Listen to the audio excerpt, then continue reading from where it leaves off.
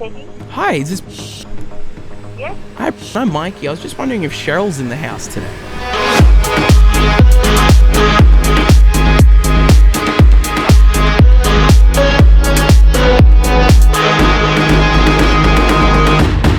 If you tuned into the Renting in Melbourne episode, you would know that we did our first...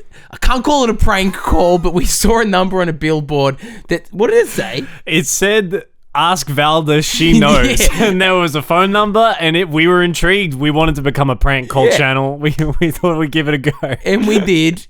And I think we lost confidence as soon as someone picked up. I know. As soon as I heard the voice on the other side, I was like, I actually don't know what we're doing. But then Joel did a bit of research after the phone call from last week. We'll roll the phone call so you can have a listen to what went down. Is this Valda? No, it's not. Okay, so we were just driving in the neighborhood the other day and we saw your advertisement and we were just wondering, it said on the sign, ask Valda, she knows.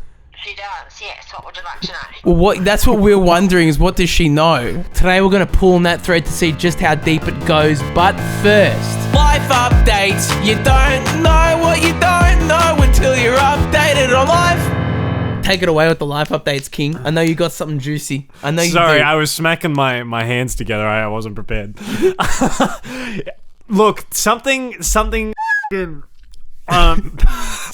really atrocious has come into my sphere of news this week, Mikey, and I'm not sure you'll know about this, and I haven't told you about it because I want you to react live on air. Okay. But it resulted in myself and my housemate Stan having a shouting match about it last night. Not against each other, but just a cooperative release of frustration. Yeah, like a unified frustration. Yeah, get it? Yeah. Cool. I'm on So, board.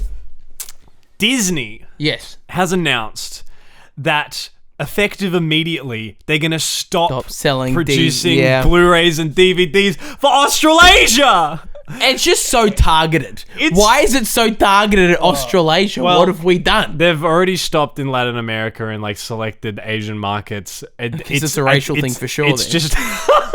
It's part of... They're just starting to peel back the distribution and peel back the... Because they're just doing it to all favor their streaming. Because the reason they cited was a lack of sales. It's like...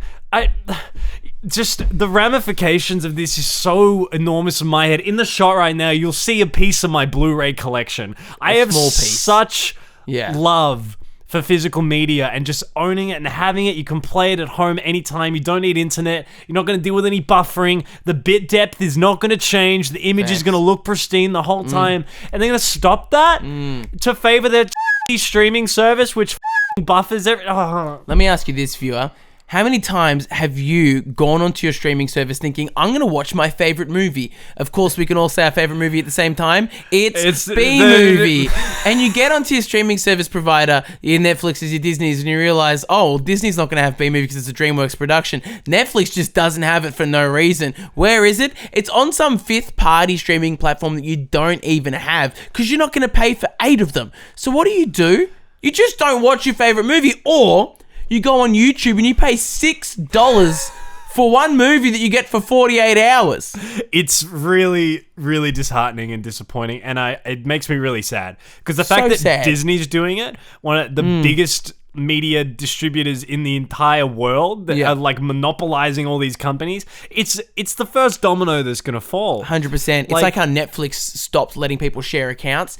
I am so sure that all the other streaming platforms will jump on board with that and limit account sharing. I'd be shocked if they didn't.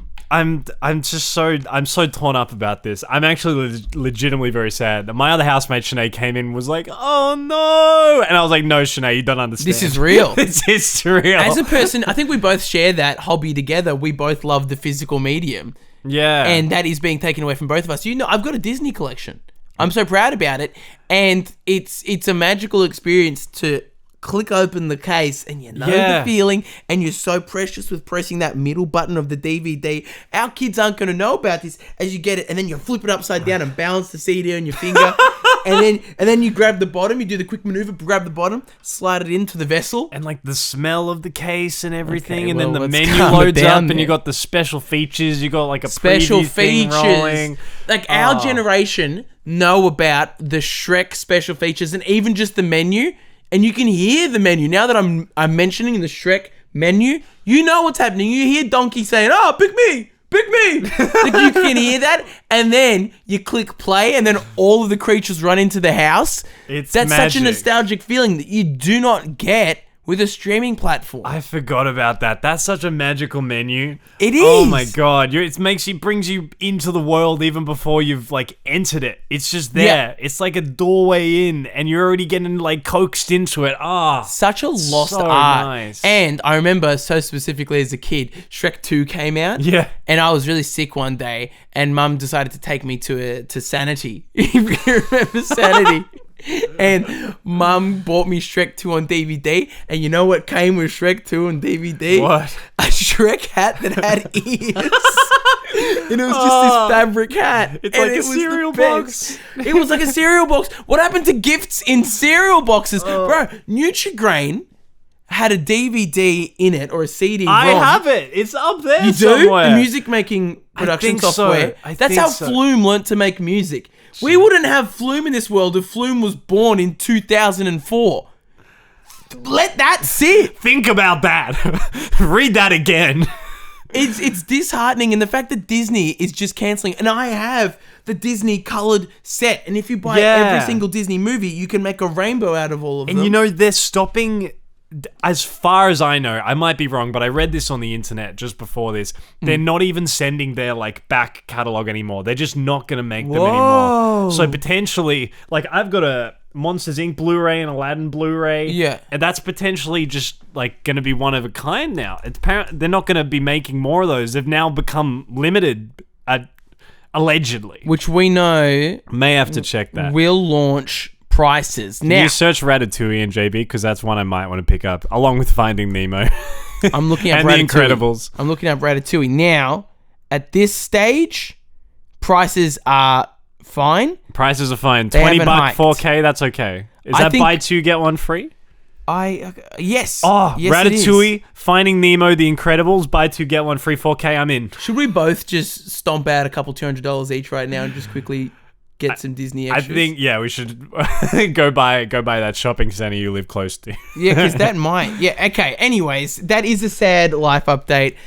And that's just the way the world's going. And I think people are really starting to lose the value of physical medium. But then, that being said, vinyls. Vinyl has come back. It's They are true. mad expensive. Yeah, but it is a niche, and I think Blu-ray may have its resurgence, but I'm not sure. The problem with DVD medium, the DVD medium rather, is that it's faulted in that it can scratch so easily, and the ability to ruin the disc happens so easily. Yeah. I think floppy disks realistically were so stable and solid. I just wish they had cracked the storage on that thing, which nowadays you could just put a micro SD in a floppy disk and you're fine. And that could have been DVD medium, but no, they made these DVDs, but they just were made to be broken. The fact that stores hinged on the idea of people would return discs unscratched in your Video Easy Blockbusters. yeah, that's wild. Or Blockbuster having to rewind the tape back in the day. Yeah, Shocking. wow. It's shocking. Absolutely nuts. Remember yeah. as a kid ruining VHSs. I've ruined so many VHSs because I didn't know what I was doing. Yeah, we had a lot of like old family videos on VHSs that we actually got scanned to DVD. So to like save them, because gotcha. VHS was like it was getting ruined over time. Yeah. Yeah, it's a sad the departure from the world. You would lend your favorite movies to your friends, and you give them the disc. There's a copy of Killer Bean Forever up there. Do you know who I got that from? I got me. that from you. Can I give you some information about Killer Bean Forever? Yes, you can. They've just released a game trailer. Breaking news on the Sharehouse podcast. Oh my god, there's gonna be a Killer Bean game? No way. Wild. Bro, the future's now. That's the Disney Life Update. I have a life update for you about you. About me. You've been saying on this podcast, this specific one we do here, for months now, welcome back to the bi-weekly episode. Hey, yeah, I'm aware. We only do this once a fortnight. I'm aware. I've made a mistake. I used the wrong word. I lied to all of you many times. Yeah. And I hope you can forgive me. Please. If If you forgive Joel fortnightly. Harris, leave your comments in the comment By section below. bi-weekly, I meant like every 2 weeks. where that's what fortnightly is. And hey, just saying, you never pulled me up on it during the episode, so I don't know what you're saying. Also, life update. Let's check out the new set. Oh yeah, we didn't even mention that. We didn't even mention that. We look like we're in the underground of Harry Potter's bedroom, but we're actually in Joel Harris's new home in his bedroom. Joel Harris's bedroom, huh? You get It's nice. You got the clothes rack here. You got the television here. No, I've gone the wrong way. There you go. It's beautiful. It feels very homely. I do love being in your house. This is so much nicer than your last one. I'll say it. Thank you. This home feels like a warm home. It doesn't feel like I'm in a doctor's office. So thank you for making it what it is. You're welcome. You're welcome. I've done my best. I've been helped out by the shelves lining the room. That's been a very good help. It's gorgeous. They come for a tour, everybody. I have two life updates for you about me. About you, if I may indulge. If you must. Okay, well, I will. No, I will. Of course. The whole podcast hinges on this. That's been the Sharehouse. No, so okay. I the other day lost my DJing headphones and simultaneously lost my earplugs for noise protection when I'm in the loud environments. Quick PSA: if you don't wear earplugs when you're going out clubbing, please consider it because you're ruining your ears. When you go see Mikey D's sets, go find them at Mikey D Graham. Find out where he's DJing. And a quick PSA to the other DJs of Melbourne and the world. If you're cranking the volume to the reds at 11 p.m. when the crowd's barely there, you're an idiot. Firstly, some clubs have protections in place, so even if the DJ is absolutely redlining, which means just cranking the volume to the max, the volume still won't come out and destroy your ears. Some clubs, not all clubs. Now, other clubs I play at, the volume just comes out distorted and loud, and it's just awful for everybody and ruins the speakers. Some DJs are idiots, I don't understand that. Red is not good. So anyways, I lose my plugs, I lose my headphones, which is collectively $300 worth of stuff. Fantastic. Yeah. So I go to JB Hi-Fi after realizing 4 hours before my gig, holy smokes, I don't have headphones. So I go there, have a lovely conversation with the girl there, and she says, you should be able to use these headphones. It should be fine. I've used them before for DJing. She gave me this incredible discount, $70 off. Whoa. Wow. Stoked. I take the headphones to the gig. They didn't know this. This is naughty, and now that I'm saying it, but whatever. So I take the headphones to the gig. Awful. They were one of those ones that rotated down then sideways as well, and they're just rotated in all these different ways. And as a DJ, you just need headphones that just stay in the same position so you can quickly take them on and off, right? Oh my God, yeah. So bad. So the next day, I take them back. So I've got another gig that night, and I barely even used the headphones towards the end. I thought, I don't want to damage them at all. I want to return them. So I go to return them and they say, we've got this policy. It's a health hazard because you've got them on your ears. So we probably won't be able to do it. And I said, the headphones are... I said I didn't take them to any gigs. I said I left them at home. Committing... I am now... Oh my God. I'm now confessing. I understand. You're confessing to a crime. So I said, look, I only used them last night at my home and I just want to swap them out for the ones I actually did want to get. And to my credit... They were switching stores or something, so half the stock was upstairs, but online it still said it was there. Yeah, right. And so I'd done the effort to find out where the stock was. It was at this store. They just didn't have it physically in that store. But they had it that day. Yeah. And I said, look, I just want these headphones. I really need them. I don't want to pay another $100 and then keep these ones I don't need. And so the guy... and the whole team were really lovely, and they got them for me. To be fair, I cleaned the headphones. They were practically brand new. I barely used them in the set. I even ended up just putting them away because they sucked so much. You know your music well enough to be able to kind of be in it. And you're a good DJ. Thank you. Oh, that's too much. But, hey, so I switched them up, and the guy goes to me over the counter, hey, just letting you know we don't do this, so we're not going to do this again. And he's trying to pull this like pals, and I'm like... Because you're going to be returning headphones so often. And I just said to him, to which his fellow employees kind of laughed. I just said, yeah, I don't plan on doing this twice. And everyone started laughing at him. And I was like, what is going on? Why are you trying to power play me here? Obviously, I didn't want these headphones in the first place. And so that was a weird trip. And then so I had to go get the earplugs as well. I got them with Tara, so she got a pair. So expensive, my God. Yeah, but so worth it. I've been meaning to do it for ages, but it's just like, yeah, it's a bit of a spend. It's a gambit. It's $150. Yeah. And the lady said to me as she was checking my ears, she goes, I can't even see your eardrums. There's so much wax in there, which just like hurts to hear. I know I can't control that, but it hurts. Wax is a weird thing. I always have this thing. I work in casual jobs where I have to put a radio earpiece in, and every time I put it in and then take it out, it's waxed to the max. And everyone's looking at me like, what the heck? I'm like, do you guys not have this problem where you just get wax when you stick shit in your ear? Here's the thing. It's a genetic predisposition I learned from the doctor. Some people just produce copious amounts of wax, some barely produce any, and that's just the case for us. We're waxy boys. Oh my god. We got that copious amounts. So I got the plugs done, and then she said, hey, get some solution you can drain your ears. So I went home last night with Tara, tried to drain the ears of the wax, and now I can't hear out of this left ear, so I feel like I'm slurring, and it feels, and you're on my left side, so I'm turning more so I can hear out of my good ear, and I'm thinking I shouldn't have a good ear at 24, but alas, here we are. You just can't hear out of this ear. I can, but it feels like I'm underwater. So that's my life update. Mikey can't hear with one ear. Sucks to suck. Shout out to the JB Hi-Fi store. The headphones are fine. They're not waxy because they didn't go inside my ear. But don't try power playing me, okay? I didn't even want those headphones to begin with. But shout out to the girl that gave me the discount. She was lovely. I appreciate you a lot. Shout out Martha Stewart. Shout out Martha Stewart. Goat. Shall we launch into fan mail? Yes. 5, 6, 7, 8. Fan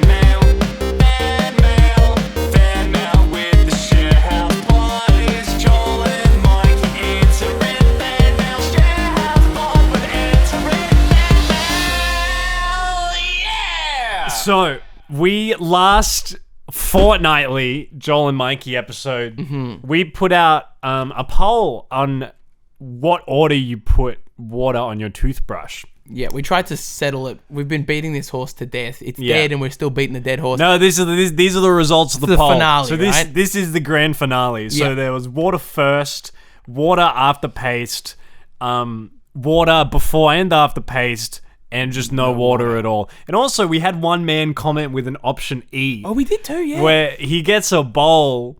Shout out this guy. He gets a bowl. He puts paste in. He puts water in and mixes like a scrambled eggs concoction, which he then like dips his toothbrush into. Sorry. And then I guess you can just keep coming back. Yeah, you can get a bit of paste, brush, bit of paste, brush. So option E has one vote, and it was that guy. I don't hate it. I don't love it. I'm somewhere in the middle. I'll find out where I feel at the end of the episode, I'm sure. All right. So results. Should we go with wooden spoon first, like the last? Should I give you a drum roll? Sure. All right. So I'm not sure how that's going to come across in post, but option A, water first, got 8 votes. Whoa. So water, then paste. Option B, which is paste and then water, got 10 votes. Is this across all platforms? Or just across all platforms, Okay. YouTube, TikTok, and Instagram. Okay, so 8, 10. Okay. So B's taken dub so far. water after paste has taken the dub by 2 votes. Then option C, Which is my option. water, paste, water. water. It didn't used to be your option. Yeah, I know, but then I realized that in the shower, I'd cup a little bit of water in my hand, and then I'd dunk a toothbrush, Oh, and then I'd start scrubbing. damn. Changing sides for the winning option as that came in at 12 votes. Let's go, baby! 12 votes on water, paste, water. So that is the majority. Because option D, Yeah, how many did Raw Dog gonna get? Raw Doggin got 4 votes. That's still... It's weird because your toothbrush is just kind of dry, you know? That is it's weird. dry all the time, just marinated by your saliva twice a day. I don't know. Hey, not for me. But maybe Not it's for me you. either. Hey, Thanks if it for is voting. for you, that's fine. Thank you for voting. On to more fan mail. We got a comment, the bum comment, we've titled it in our Google Drive. This is on the How to Wipe Bum reel when Fergus was talking about...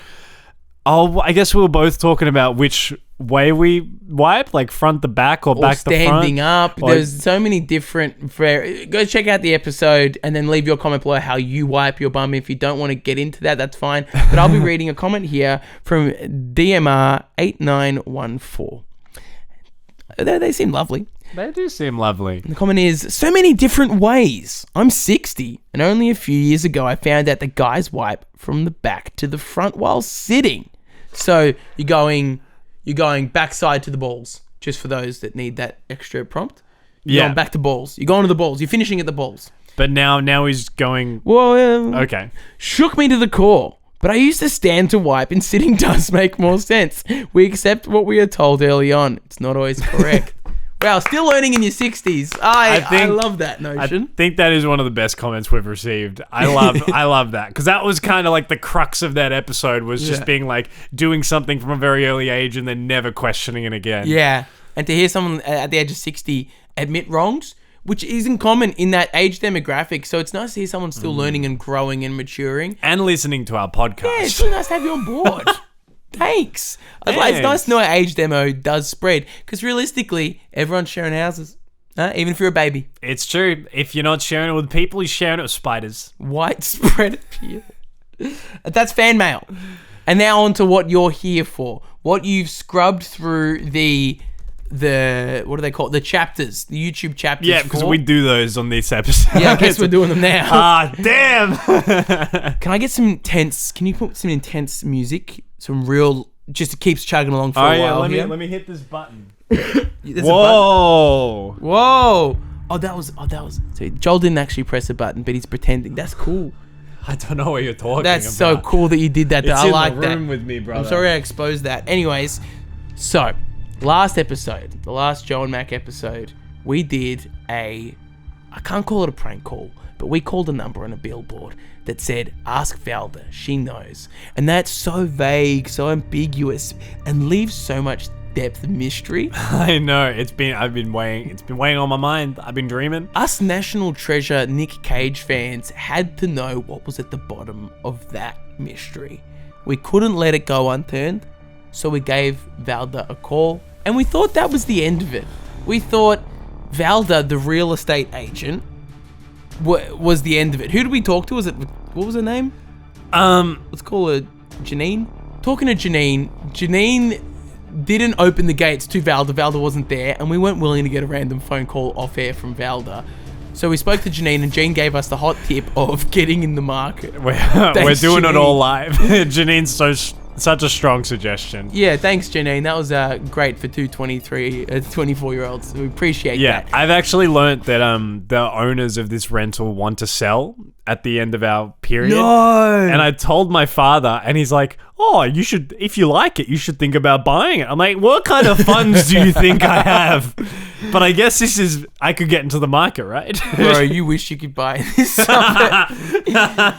Okay, so we thought that was the end of it. We thought that was the end of the mystery, and that it stopped with Janine.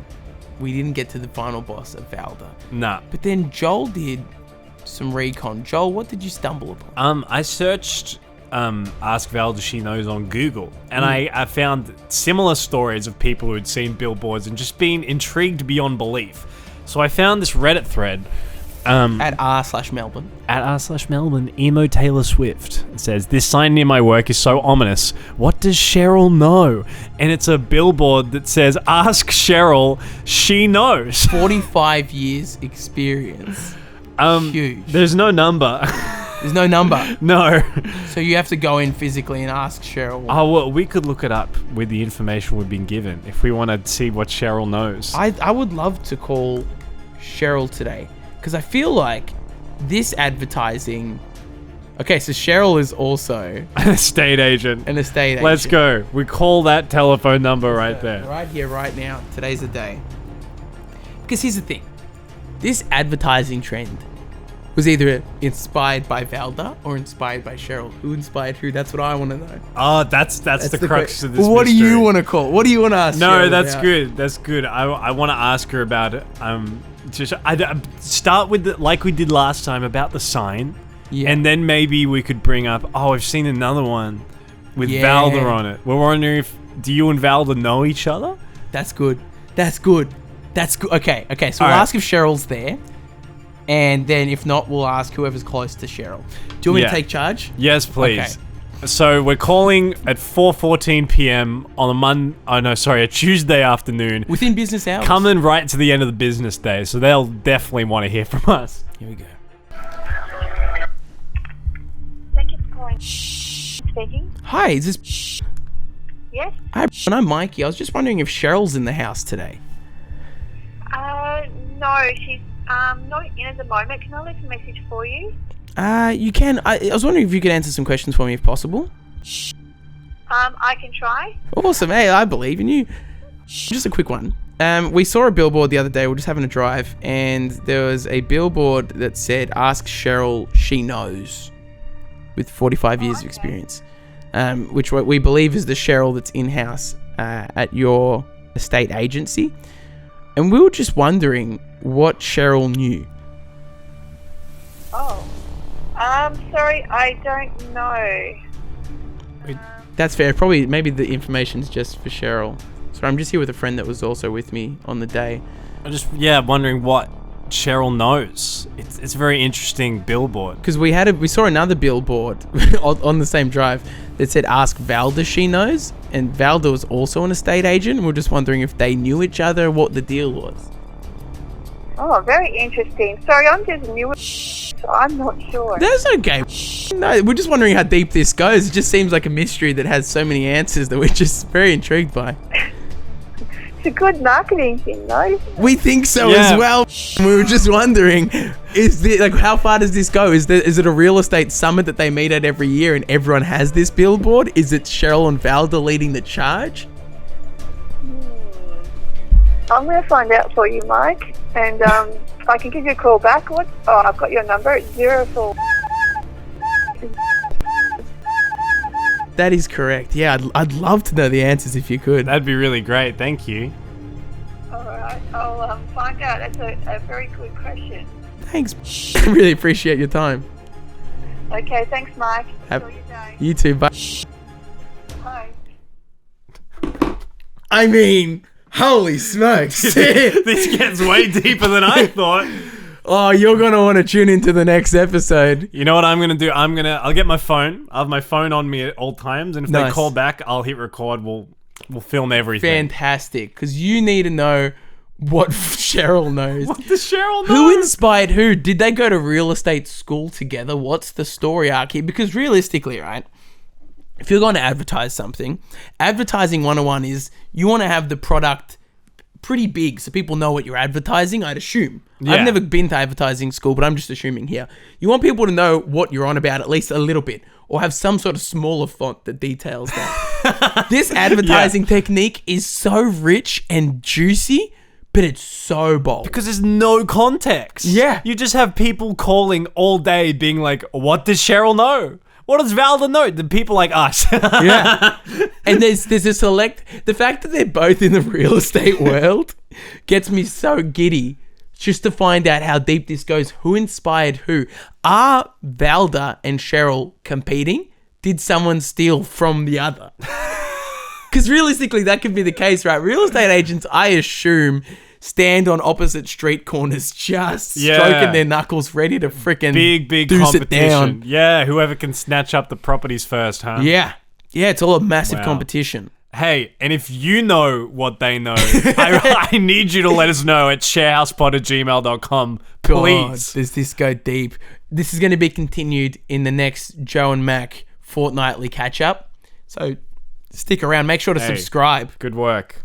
We've got more to go, of course. Good work. These episodes are bloody lengthy these days. Jesus Christ.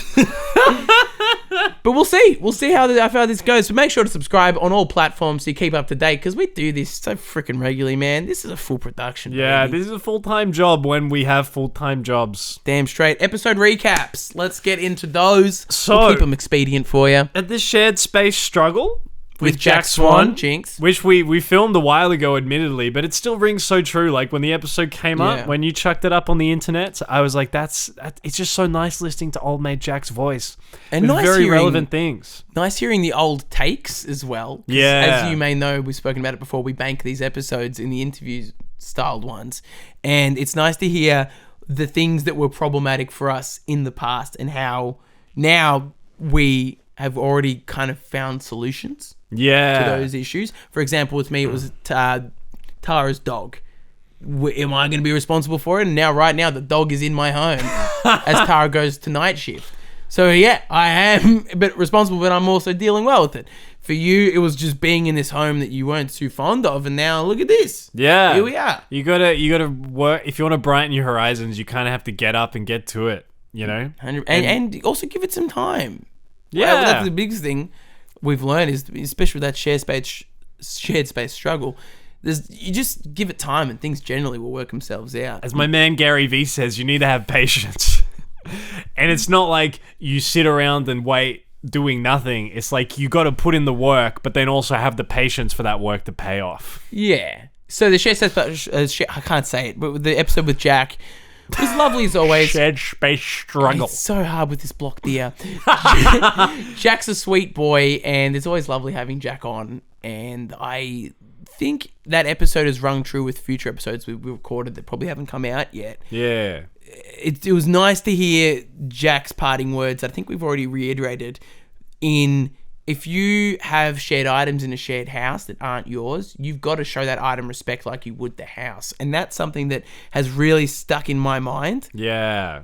And it's made me, I think, a better housemate just by listening to that and repeating that in my mind. I think so too, and I saw some comments on the tubes that people are like, yeah, you have to treat that with respect, otherwise you shouldn't be using it. Yeah, 100%. And again, setting bad precedents of if you don't use it correctly, someone's going to take it away from you and treat you like a child because you're acting like one. It's just facts. And just this Monday, we had the seat down situation come out with our girlfriend Tara. My girlfriend Tara, yeah, That was fun. I was a lot nervous. Of fun. If just breaking the fourth wall for you, which is what this is all about, baby. I was nervous to have Tara on for a couple of reasons, but one, it's weird being in the public eye, and before the podcast, I kind of took a long hiatus, as you know, because I was getting nervous about being, I'm not going to call it famous, I'm not going to pump my sales too much, but just having people know me online that I don't know. Yeah. And some of the stuff that they would say would be really weird. Just weird stuff that's creepy and uncomfortable. Sure, there's some lovely, lovely fans out there that are awesome people and would support me and come to my gigs. Great. Yeah. And write nice things about Joel now, in this podcast, so we've got a great community. But I get some weird things, and I was so scared to share that world with Tara because she might not be as equipped. Yeah. And it's one of those things where once you open up the floodgates, it's kind of hard to close them. And let's say this podcast goes to the moon, Sharehouse to the moon, hashtag Sharehouse to the moon. Hashtag Sharehouse to the moon. Let's say it does that, which likelihood is it doesn't, but let's say it does, right? You're so hopeful and optimistic about our future in this business. It's a saturated market, but we're killing it. Anyways, if it did, Tara would be 100% having those repercussions of that lifestyle that she might not want. Yeah. And sometimes if you take episodes down, it makes people only want them more. Yeah. And like, it is crazy because the reality of it is we could put out a reel tonight. Yeah. And that reel have done 10 million views by the morning. Yes. Like, that's just the volatility of the platforms that we post on. Yeah. I had that experience with I uploaded a musical reel maybe a couple of years ago now. Yeah, wow. It's been a hot minute since Suck My Ass, huh? Yeah, it was called Suck My Ass, and I uploaded it, and overnight I went from 8,000 followers, which on TikTok isn't too much. Like 8,000 is okay, it's manageable, to 33,000. Twitch, it wasn't manageable. And at the time I was doing live streams. So suddenly my live stream audience went from 30 to 1,000 every night. Thousands would come through the door, not a concurrent thousands, but thousands would come through the door instead of the hundreds. Yeah. And it was overwhelming. Wow. And people were messaging me on Instagram en masse. And the old gays, which is like this famous TikTok account, which is a bunch of old gay men who just make the sweetest content, were messaging me in my DMs. And it was so bizarre how quickly the world opened up. Yeah. And it was overwhelming. I didn't cope with it well. And that could happen with the Sharehouse. We just had a reel that did 400,000 views. Nuts. But the reel had been out for 2 weeks and it did nothing. And then suddenly it popped. And overnight, it could just change. And it's weird. It's a weird land. It's exciting. It is exciting. And I'm excited to keep doing it and keep seeing what happens. But yeah. It's really kind of unpredictable. And we have to be okay with that going forward, I think. Well, I think the thing with the Sharehouse as well is that... And I know this sounds wanky, sorry, just to quickly cut myself off there. Oh, go ahead. It sounds wanky talking about fame that hasn't happened yet, but I think it's one of those things where if you're in this market and you truly think you're going to succeed in it, you're going to have to prep your brain for what the result of it will be. Otherwise, you will just be like me and get blindsided by it. I'm lucky now that I know, and you know, just by being so close to me and being in the majority of my videos. Yeah. Which I now call our videos. But... The Sharehouse is something that I really enjoy doing and can see myself doing consistently. We are doing it consistently. Whereas the stuff I was doing before, I was like a beacon for positive messaging for a second, and I thought, I don't know how to continually put this stuff out. I'm not always positive, but people were looking to me as that. A lot of the stuff was such positive, happy, uplifting stuff, and I thought, oh my God, that's a part of me, sure, but it's not something that I want to only be known for. And at the same time, the news article from Channel 10 went viral of me just asking someone what are they doing, and it went viral, and it was just too much. At one, I got so nervous. No, for sure. But it's like this podcast. Like, we're a podcast about sharehouse living, but we got to go on a rant about Disney. It's like everything is multi-dimensional. And if you're just looking to something for like one side, one face of it, you're going to be disappointed because life has so much depth. Yeah. And if you're looking to Mikey just for the happy smiles, it's like Mikey don't always happy smile, as I don't always happy smile either. Yeah, and go on crazy rants about films. Like, it gets exhausting to put that character on sometimes when you want to do other things. And I think I'm so glad that we have this, like you're saying. Yeah. Because this feels a lot more real. I'd rather get notoriety for... Is notoriety the word? I'd rather get some sort of success from this than from something that is a portion of myself. Even, just having understanding of, like, there is a human being behind every, like, show, just everything you consume, every person you see on the internet, there's a whole human behind them, you know? Tom, old podcast and radio and still great friend of mine. Shout out Tom and Mikey. Tom would always say, be careful what you wish for, especially in terms of fame, because you'll get famous for the wrong thing. And he got famous for being on Gogglebox. Yeah, wow. And he's spoken very openly about how he'd never go back to that. And it's a fair notion that it is a scary thing to be famous for something that maybe you can't sustain or isn't you anymore. For example, Tom and Mikey, the radio show. I don't know if I've spoken about this before on air, but Tom and Mikey, the radio show, was in my formative years from, 19 or 20 till 21. Yeah. So it was a brief fleeting period, but I was also so young. Yeah. And young in the mind. And the character that I got known for was a gullible idiot that didn't know anything about the world, and I didn't. You're 18, 19 to 21. I don't think I could still do the show with that character anymore. I'm still an idiot, but not that young idiot anymore. Yeah, and it's kind of, if you're being treated as that character all the time, when you may not have grown in all places, but you've definitely grown in a lot. Yeah, but the audience only know you as that character. Exactly. So none of your possibly very valid opinions would be looked on as they are, as good ones. It'd be looked down on. Or it'd feel weird for an audience member to go, why is he talking about real things when this kid's an idiot? And it would be a weird adjustment. Anyways, the episode with Tara was really fun. I really enjoyed it. It was fun. Ganging up on you was fun with Tara. Yeah. She schooled me in 8 minutes with the toilet seat. Yeah. That gripe ended before it started. Had a comment from Radio Mike though, and he said something to the tune of, the system should be men go and put up the toilet seat to pee, women go put it down, men put it back up again, everyone plays their part, and it keeps having this cycle that continues and continues. If one person breaks the cycle's ruined. Hey, what if you're Joel Harris and you put the seat down for everything? So I think that's where Tara's percentage rule comes into play. Whatever the percentage of seat down to seat up action is more of, it goes in favor of that should be the seat 100%. Which I think is seat down, because we have it down half the time, and if they have it down all the time, 75%, baby. That's a checkmate, baby. That was a great episode. It was really fun. It was cute editing up reels with my girlfriend in them, and she was so giddy just seeing them. And she sat behind me as I edited the episode. That's cute. So it was very really sweet. Cute. So that was nice. It was enjoyable. It's nice sharing this little world with Tara and having a partner that's keen on the creative side as well. Yeah, because it's a whole thing. It is so much work to put on something like as like content hungry as this. Yeah, and to try and uphold a bunch of different commitments like a girlfriend at the same time. It's wild, man. It is. It's bonkers. It is. I mean, that's a whole nother conversation, but I 100% agree with you.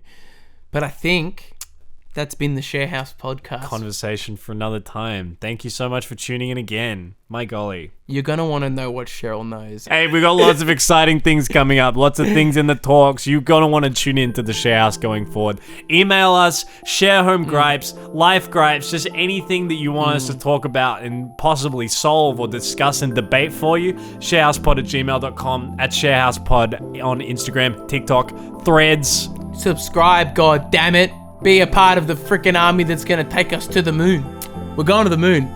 And make sure to tell someone that you love them today. Bye.